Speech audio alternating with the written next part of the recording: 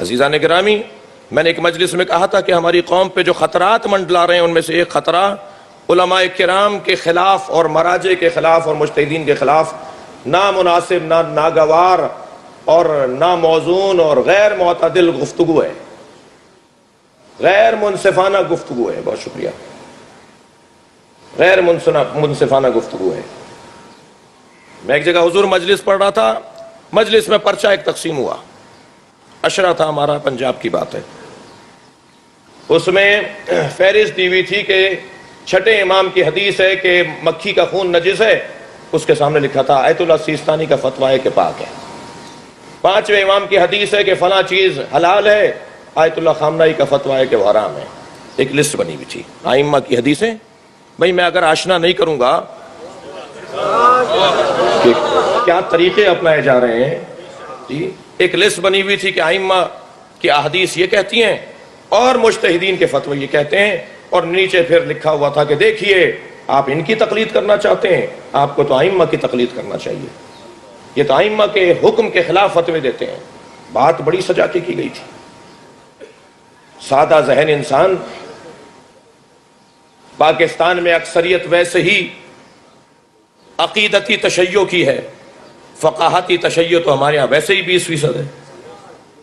جس نے سمجھ کے تشیع کو اپنایا ہو اس کی تعداد تو ویسے ہی ہمارے یہاں کم ہے.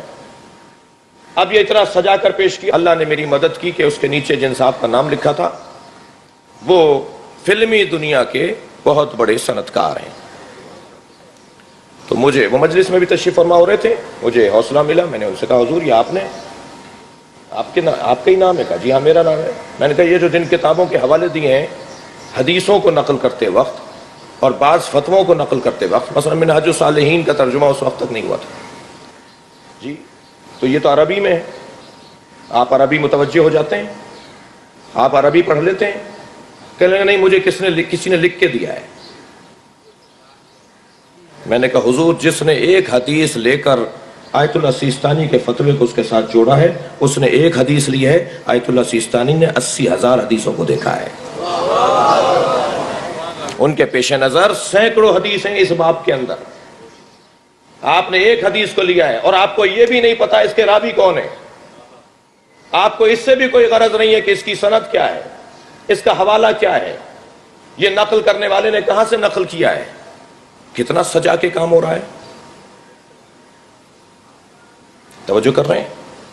میں کہتا ہوں اگر بات اچھی بھی ہو تو اس سے لینی ہے کہ جو اہل ہو. جو جملہ دوبارہ تکرار کر رہا ہوں، یہ جو جملے ہوتے ہیں ان کے اوپر محنت ہوئی ہوتی ہے، پہلے سے سوچا ہوا ہوتا ہے. اگر بات اچھی بھی ہو تو اس سے لینی ہے جو اہل ہو. مثال دے رہا ہوں، میں بیمار پڑ گیا، فلاں مسئلہ مجھے درپیش ہوا، فلاں تکلیف مجھے ہوئی. ایک جگہ بیٹھ کر میں نے ذکر کر دیا. وہاں 10 آدمی بیٹھے تھے. ایک نے کہا یہ کھا لیجئے، دوسرے نے کہا یہ استعمال کر کے دیکھیے، تیسرے نے کہا وہ دوا لے لیجئے، چوتھے نے کہا وہ دوا لے لیجئے.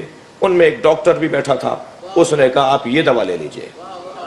بتائیے میری عقل کا تقاضا کیا ہے؟ وہ جو ڈاکٹر کے علاوہ مشورہ دینے والے لوگ ہیں، چاہے ان میں محترم ترین لوگ بھی ہوں، میری عقل کا تقاضا یہ ہے کہ میں اس سے بات کو لوں جو دینے کا اہل ہے.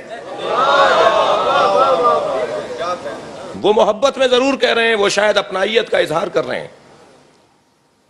مجھے معاف کیجئے گا، 2 چیزیں ہماری قوم کو اس وقت مشکلات کا سامنا کروا رہی ہیں. 2 چیزیں. میں بے حیثیت قوم بات کروں گا، کچھ خفا نہ رہیں مجھ سے لوگ. ایک سیلف اسٹڈی اور ایک سیلف میڈیسن. ایک بدن کو تکلیف پہنچوا رہی ہے روش، اور ایک ہمارے ایمان کو خطرے میں ڈال رہی ہے. بے استادے لوگ،